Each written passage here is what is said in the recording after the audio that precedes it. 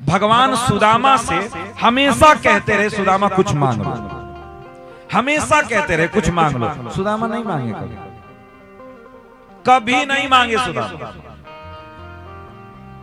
द्वारिकापुरी से लौट करके जब आए, सुदामा को जब सब कुछ मिल गया, घर बंगला बिल्डिंग सब कुछ A to Z एकदम खाने पीने रहने की टकाटक व्यवस्था हो गई, तब सुदामा करुणा भरी आवाज में प्रभु को पुकारते हैं, प्रभु अब मुझे कुछ चाहिए, आज सही समय आया है प्रभु आपसे मांगने के लिए, अब आप हमको कुछ दीजिए। भगवान प्रकट होकर बोलो क्या चाहिए तुमको? बोले बस कुछ आपसे नहीं चाहिए, बस एक कृपा मेरे ऊपर कर दो। क्या? बोले मेरा मन कभी आपके चरण कमल रूपी पराग को छोड़ करके कहीं और न बैठे, आपके चरण में ही लगा रहे, बस और कुछ नहीं चाहिए हमको।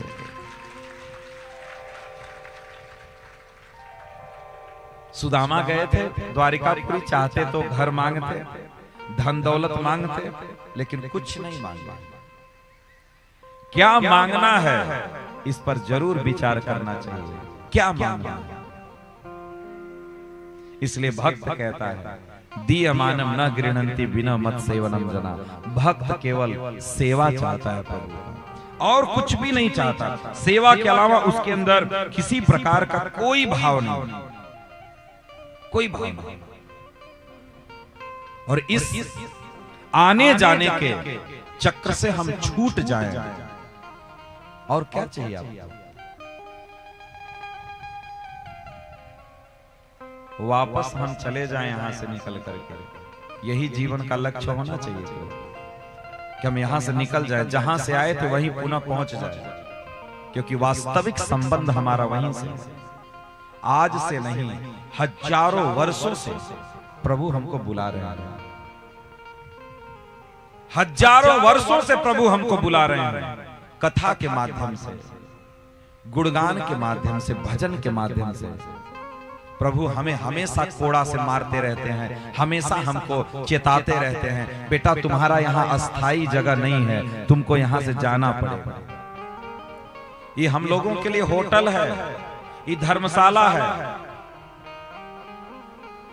और जब तक कर्मों की पूंजी है, माल जब तक है तभी होटल में रह पाओगे,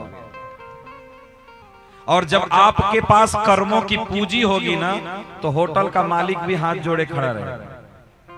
और कर्मों की पूंजी जिस दिन खत्म होगी ना, तो चपरासी भी कहेगा भैया सामान निकालिए, थोड़ा झाड़ू पोछा लगा, निकालिए निकालिए, नौकर। इसलिए जितना पैसा लेकर के जाओगे उतना दिन वृंदावन रह पाओगे, जितना पैसा लेकर के जाओगे उतना ही दिन बनारस रह पाओगे।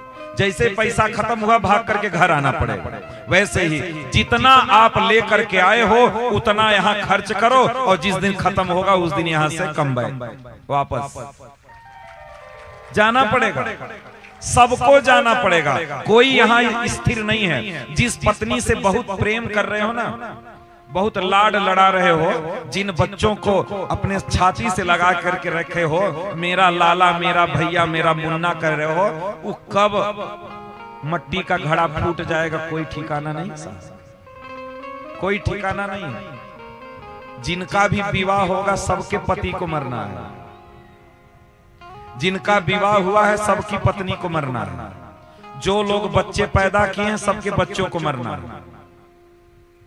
ये कड़वी सच्चाई है, सबको मरना है। कौन ऐसा है जो न मरे? सबको मरना। कोई आज मरेगा, कोई कल मरेगा,